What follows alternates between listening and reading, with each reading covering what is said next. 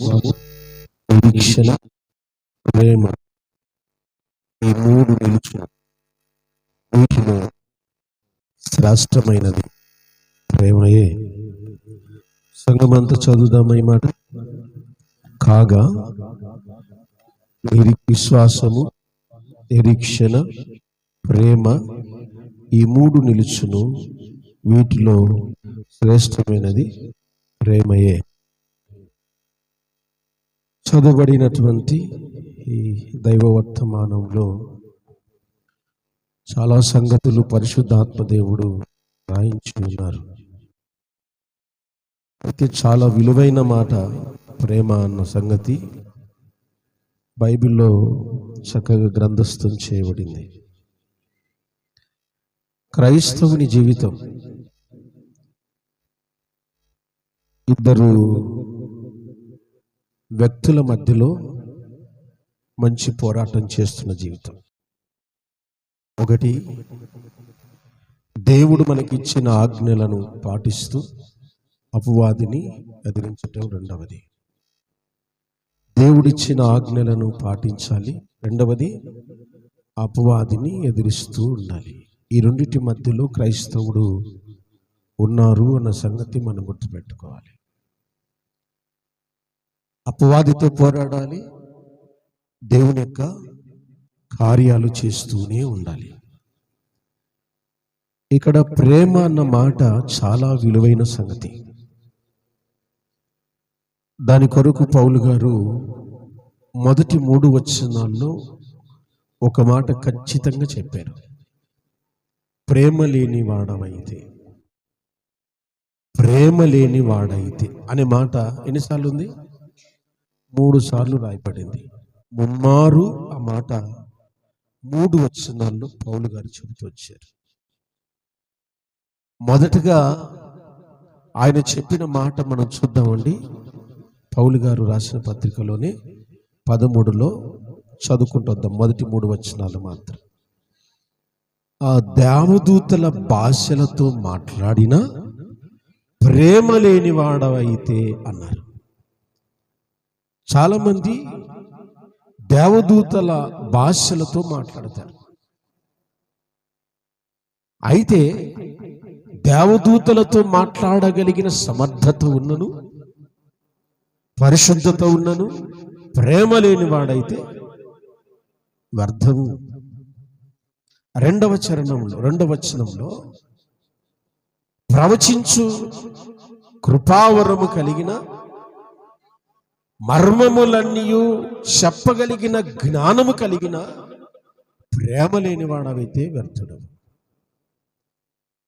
ప్రవచించే కృపావరాలు, రాబోయే కాలంలో లోకం ఏమైపోతుంది, రాబోయే కాలం నీ జీవితం ఎలా ఉంటుంది అని చెప్పగలిగిన పరలోకపు జ్ఞానము కలిగి ఉన్నను, ప్రేమ లేని వాడవైతే మర్మాలు చెప్పిన జ్ఞానం ఉన్నప్పటికీ నీవు వ్యర్థుడు.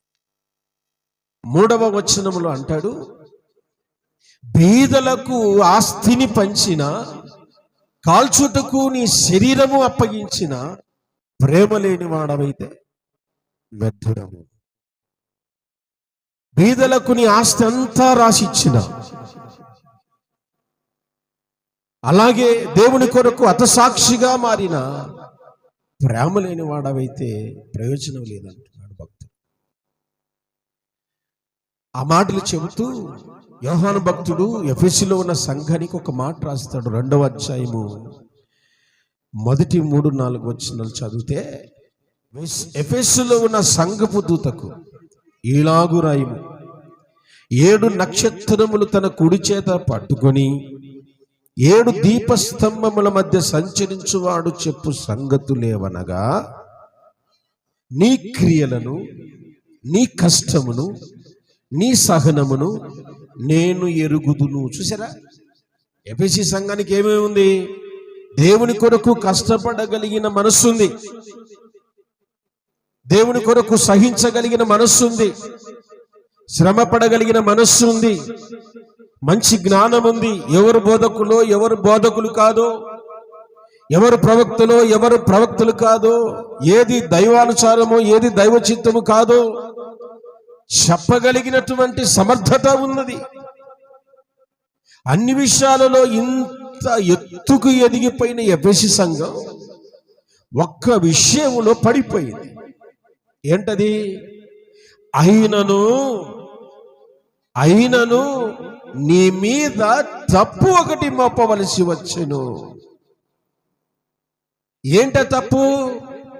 అన్ని కలిగి ఉన్నావు కానీ ఏమీ లేదు, ప్రేమ లేదు. విశ్వాసం ఉంది, నిరీక్షణ ఉంది, సహనము ఉంది, ఓర్పు ఉంది, మంచి జ్ఞానం ఉంది, దేవదూతలతో మాట్లాడగలిగిన మరి పరిశుద్ధత నీకుంది. అయినప్పటికీ నీ మీద ఒకటి నేరం మోపాల్సి వచ్చింది. ఇన్ని చేసిన, ఇన్ని సుగుణాలు కలిగిన ప్రేమ లేనివాడవైతే వ్యర్థుడవు. అందుకే పౌలు యోహాను భక్తుడు ఏం చెప్తున్నాడు ఇక్కడ? ఏ స్థితిలోనూ పడిపోతివో,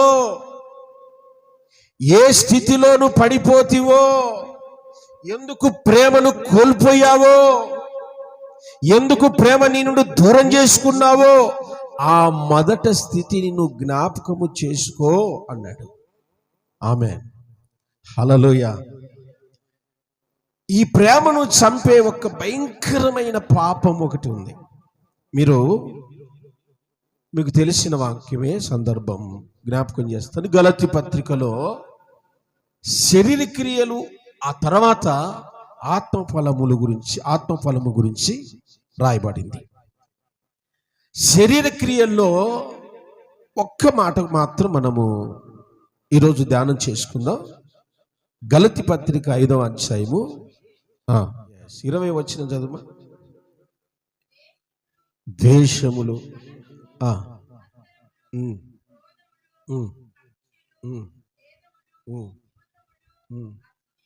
అసూయ, అండర్లైన్ చేసుకోండి ఒక మాట. అన్ని శరీర క్రియలు 13లో ఒక అసూయ గురించి మనం మాట్లాడదాం ఈరోజు. శరీర క్రియల్లో అసూయ అనే పదం కనపడిందా? ఇప్పుడు ఆత్మఫలంలో మొదటి మాట చూడండి, ప్రేమ. ఆత్మఫలములో మొదటి క్రియ ఏంటి? ప్రేమ. ఇందులో ఉన్న ప్రేమను కనుమరుగు చేసేది ఏంటంటే అసూయ. శరీర క్రియల్లో ఒకటి అసూయ. పౌలు గారు హెబ్రీలకు రాస్తూ ఒక అధ్యాయమే దీని గురించి రాయాల్సి వచ్చింది. 11వ అధ్యాయం అంతా కూడా ఒక్క మాట కోసం రాయాల్సి వచ్చింది. ఏ మాట కోసం? 12వ అధ్యాయం 1వ వచనం చూద్దాం. హెబ్రీ పత్రిక 12వ అధ్యాయం 1వ వచనం. ఇంత గొప్ప సాక్షి సమూహము మేఘము వలె మనల్ని ఆవరించున్నందున మనము కూడా ప్రతి భారమును సులువుగా చిక్కుల్లో పెట్టు పాపము. ఈ ఒక్క మాట చెప్పడానికి ఒక అధ్యాయమే రాయాల్సి వచ్చింది. సులువుగా చిక్కుల్లో పెట్టే పాపాన్ని 11వ అధ్యాయములో ఆ నీతిమంతులందరూ కూడా జయించుకుంటూ వచ్చారు. సులువుగా చిక్కుల్లో పెట్టే పాపం చాలా సింపుల్. మనం అనుకుంటాం అది పాపము కాదేమో అని. ఏం చెప్పాను? శరీర క్రియల్లో అసూయ. అసూయ అంటే ఏం చెప్పండి? మీకు తెలిసిన భాషలో చెప్పండి. అసూయ అంటే చెప్పండి, మీకు తెలిసిన భాష. అసూయ అంటే కడుపు మంట, ఓర్వలేనితనం, అంతే కదా? ఒకరు ఎదుగుతూ ఉంటే, ఒకరు ఫలిస్తూ ఉంటే, ఒకరు అభివృద్ధి అవుతుంటే ఓర్వలేక మనస్సులో గాయం చేసుకుంటారు చూడండి, వారే అసూయ పరులు. ఒక మంచి మాట చెప్తాను మీకు. అసూయ పడినవాడు ఎదుటివాని కంటే తనకే ఎక్కువ గాయం చేసుకుంటాడు.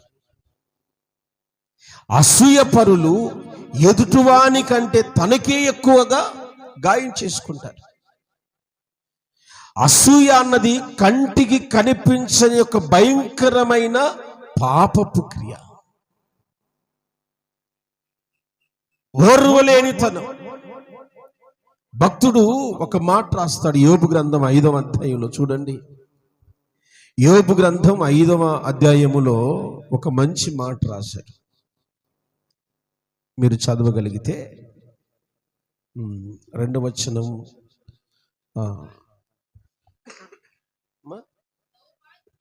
ఎస్,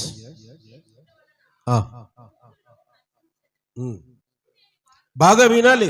బుద్ధి లేని వారు అసూయ వలన చచ్చెదరు.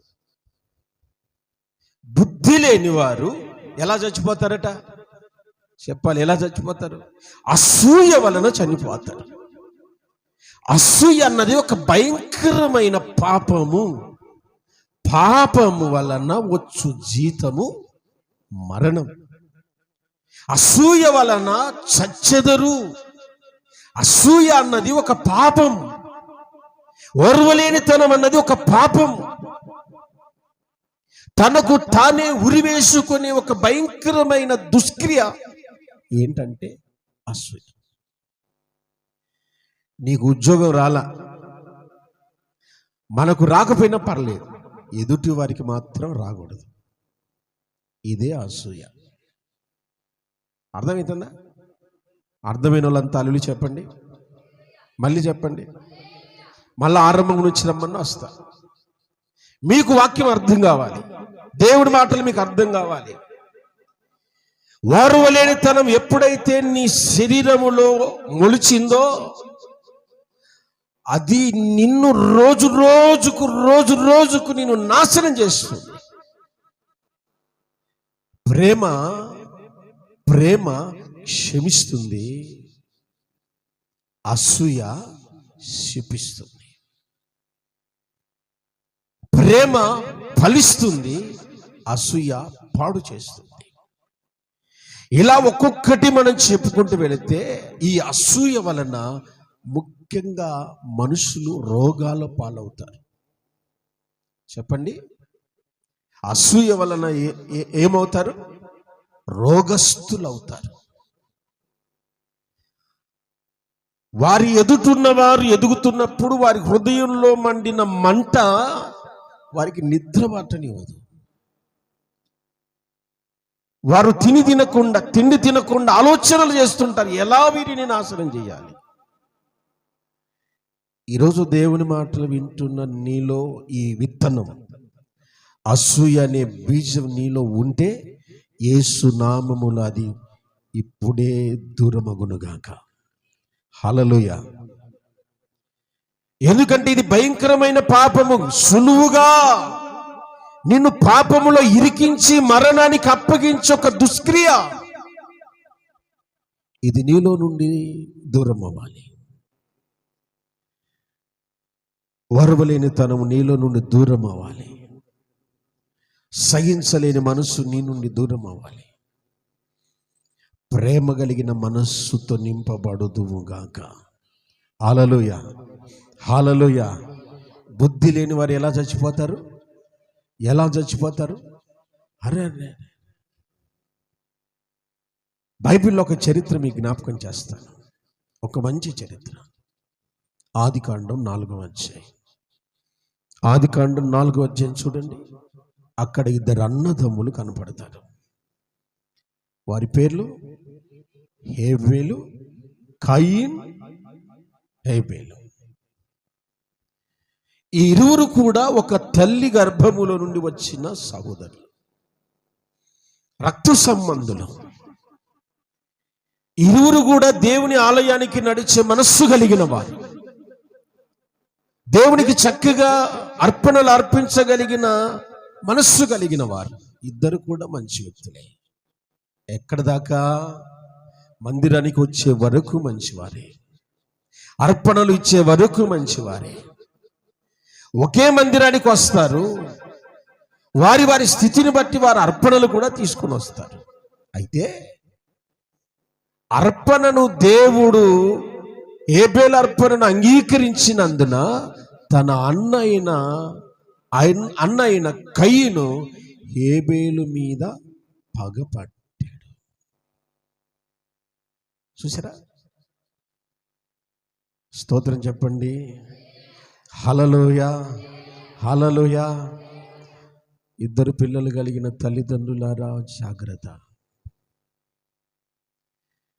పిల్లలు ఆశీర్వాదకరంగా పెరగాలంటే తల్లిదండ్రులే మొదటి గురువులు.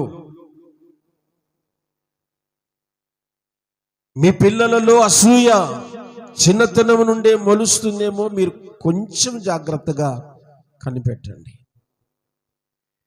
అప్పుడప్పుడు సహోదరులైతే అక్కకు మంచి డ్రెస్ వేస్తే చెల్లెలి, ఏం నేను పుట్టలేదా, నీకు నన్ను నువ్వు కనలేదా, క్వశ్చన్ ఇస్తారా ఏరా?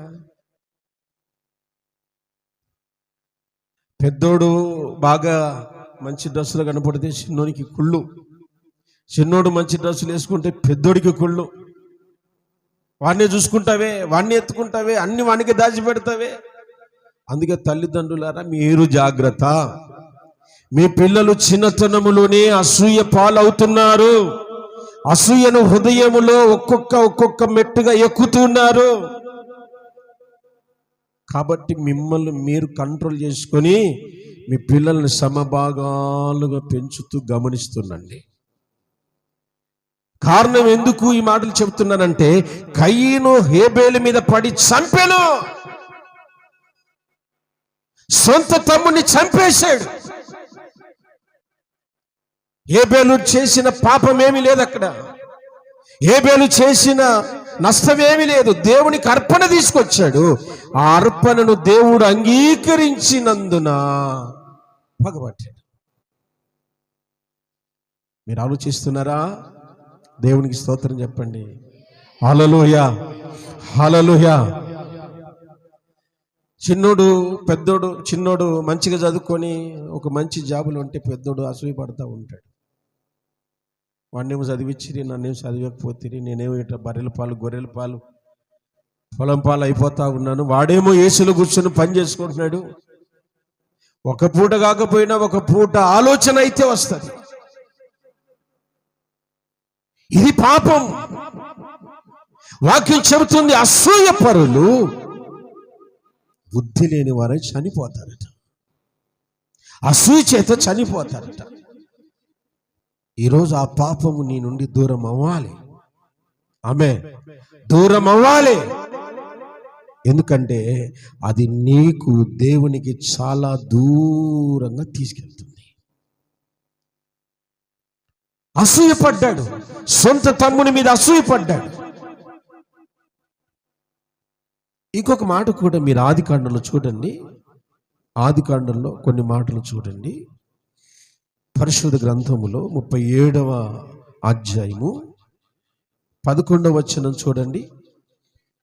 అతని సహోదరులు అతని యందు దేనికో 10 మంది అన్నలు ఒక్కడి మీద అసూయపడ్డారు. దేనికి అసూయ? 5వ వచనం చదివితే క్లియర్ అవుతుంది, లేకపోతే 4 చదివినా క్లియర్ అవుతుంది.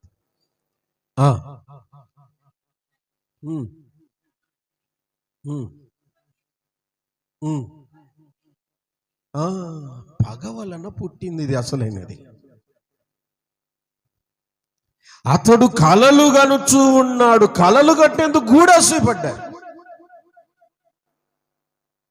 అందుకనే తల్లిదండ్రులు జాగ్రత్త అని చెప్పింది. తన సహోదరుణ్ణి అంటే యోసేపును యాకోబు గారు ప్రేమించాడంట. అందరు కొంతమంది తల్లిదండ్రులు చెప్తూ ఉంటారు, అమ్మ నీకు చిన్నోడు ఇష్టమా పెద్దోడు ఇష్టం అంటే, ఇద్దరు ఇష్టమే అన్నా, ఇద్దరు ఇష్టమేనా? ఆమె హల్లెలూయా. వాస్తవం కదా? ఎక్కడ లేదు బైబిల్లో మీరు చెప్పే మాటలు. ఒక ఇస్సాకు చరిత్ర తీసుకోండి. ఇద్దరిని పిలిచి, నాయన నేను చనిపోబోతున్నాను రా, ఇద్దరు వేటకెళ్ళో లేకపోతే అట్లా నన్ను నాకు కడుపు నిండా అన్నం పెట్టండి, తిని మిమ్మల్ని ఆశీర్వదిస్తానని చెప్పలేదు. ఏశావుని పిలిచి నేను చనిపోబోతున్నాను, ఫైనల్గా ఒక మంచి బిర్యానీ పెట్టరా, నేను ఆశీర్వదిస్తాను అన్నాడు. ఇప్పుడు ఈ తల్లి ఇద్దరిని నేను చేసి పెడతాను ఆయన, ఇద్దరు వెళ్ళి తీసుకొని తండ్రికి పెట్టండి, ఇద్దరు దీవించబడండి అని చెప్పలేదేమే. తన చిన్న కుమారుడైన యాకోబు కొరకు శాపాన్ని కూడా తను నెత్తినేసుకుంది. అర్థమవుతుందా? ఇస్సాకుకు ఎవరంటే ఇష్టం చెప్పండి? ఇస్సాకుకు ఎవరంటే ఇష్టం? యాకోబుకి ఎవరంటే, రిబ్కాకి ఎవరంటే ఇష్టం? మీకెవరంటే ఇష్టం చెప్పనే? మీకెవరంటే ఇష్టం? మీ మాట ఈయనలంటే ఇష్టం. మీ మాట ఎవరైతే తింటారో వాళ్ళంటే ఇష్టం. ఒక మాట ఎదురు మాట్లాడితే ఆడు డాడీ పార్టీ, ఆ అమ్మాయి డాడీ పార్టీ. ఏ నింపుతున్నాం తల్లిదండ్రులమైన మనం పిల్లల హృదయాల్లో చెప్పండి? ద్వేషం, అసూయ. యాకోబు అందరికంటే ఎక్కువగా ఎవరిని ప్రేమించాడు? యోసేపుని ప్రేమించను గనక తన అన్నలు అతని మీద పగబట్టింది. వాడిని చూసినప్పుడల్లా పళ్ళు కొరికేస్తున్నారు. యోసేపును చూసినప్పుడు అంతా ఎప్పుడు చంపాలి వీడిని, ఎలా చంపాలి వీడిని, ఎక్కడ చంపాలి వీడిని, ప్లాన్ల మీద ప్లాన్లు గీసుకుంటారు. తన అన్నలు యేసువు మీద అసూయపడిరి. 11వ వచనం, అతని సహోదరులు అతని యందు ఏపడ్డారండి. ఈ పాపం యోసేపును అమ్మే పరిస్థితికి వచ్చేసింది. మన ఊర్లో, మన ప్రాంతంలో గొర్రెలు అమ్మేటోళ్ళని చూసావా? బర్రెలు అమ్మేటోళ్ళని చూసాం, ఇల్లు అమ్మేటోళ్ళని చూసాం, పొలాలు అమ్మేటోళ్ళని చూసాం. మనుషులను కూడా అమ్ముతూ ఉన్నారట. 30 వెండి నాణేలకు యేసేపు అమ్మబడ్డాడు. భయంకరమైన జీవితం. కేవలము కలలు కన్నందుకు ఒక కారణమైతే, తన తండ్రి చేత ప్రేమించబడటం వలన వారు అసూయతో నింపబడ్డారు.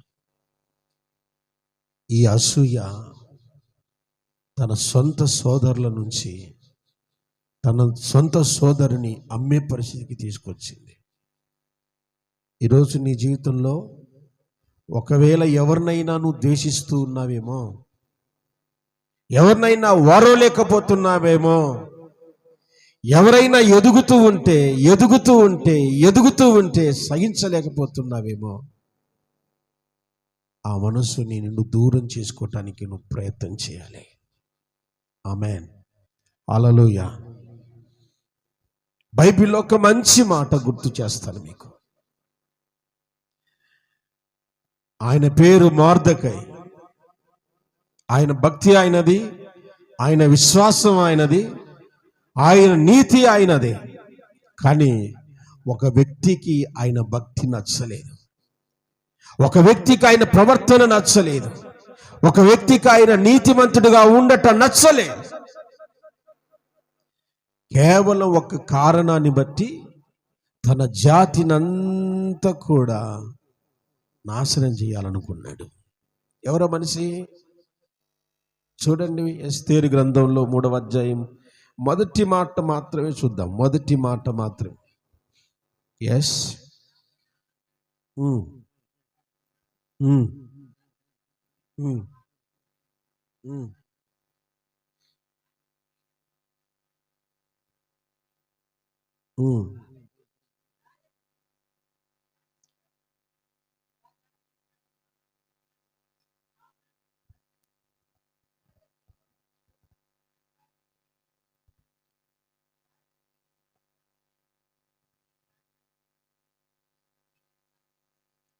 చాలు గమనించండి. ఇక్కడ ఏం చేయలేదు మొర్దెకై? చెప్పండి, ఏం చేయలేదు? గట్టిగా చెప్పాలి. అందరు చెప్పాలి. నమస్కారం చేసి మనకేం పోయేదేమీ లేదు. కనపడిన వాళ్ళందరికీ వందనాలు చెప్పండి. హల్లెలూయా. కనిపించిన వాళ్ళందరికీ వందనాలు చెప్తా ఉండండి. ఎందుకు అలా హృదయాలలో అసూయ నింపాలి మనం? ఎందుకు మన మీద పగబట్టే విధంగా వాళ్ళను మనం చేయాల్సి వచ్చింది? ఓ దండం పెట్టేసి అయిపోద్ది కదా. ఆమేన్. స్తోత్రం కలుగును గాక. మీకు అందరికి వందనాలు తల్లి. నా మీద ఏమన్నా అసూయ అంటే అవునా? కేవలము నమస్కారము చెయ్యనందుకు తన జాతిని అంతయు కూడా నాశనం చెయ్యాలనుకున్నాడు ఒక దుర్మార్గుడు. పేరు హామాను. ఏమాను? గుర్తుపెట్టుకోవాలి.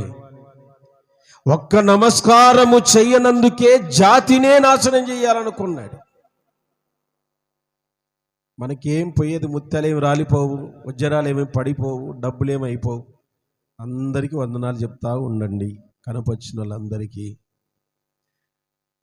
నేనైతే ఒక ప్రార్థన చేస్తాను. ఆ ప్రార్థనలో, అయ్యా నాకు వందన వచనము చేసిన అందరినీ కూడా దీవించండి అని చెబుతాను. మీ హృదయాలలో ప్రేమ నింపబడాలంటే అసూయ దూరం అవ్వాలి.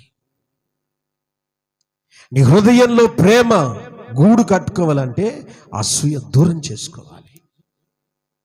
నా బ్రతికి ఇలాగుందంటే నీ బ్రతుకుని ఎక్కడ ఎలా నిలబెట్టాలో దేవునికి తెలుసు. ఆమె నువ్వు దిద్దుకునేది కాదు జీవితం. దేవుని చేతుల్లో పెడితే ఆయన తీసుకెళ్ళి కూర్చోబెడతాడు. దావీదు ఏం చదువుకున్నాడు చెప్పండి? దావీదు గొర్రెల కాపరి 2 దేశాలకు రాజై కూర్చున్నాడు. థామస్ ఆల్వా ఎడిసన్ ఏం చదువుకున్నారు? 0 క్లాస్. ప్రపంచానికి వెలుగునిచ్చాడు. ఈరోజు కేవలం గొప్పవాళ్ళు కావడానికి చదువుతో సంబంధమే లేదు.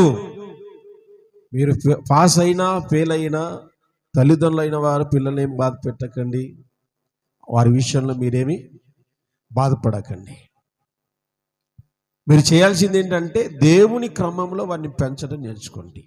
Praise the Lord. హల్లెలూయా. దేవునికి స్తోత్రం.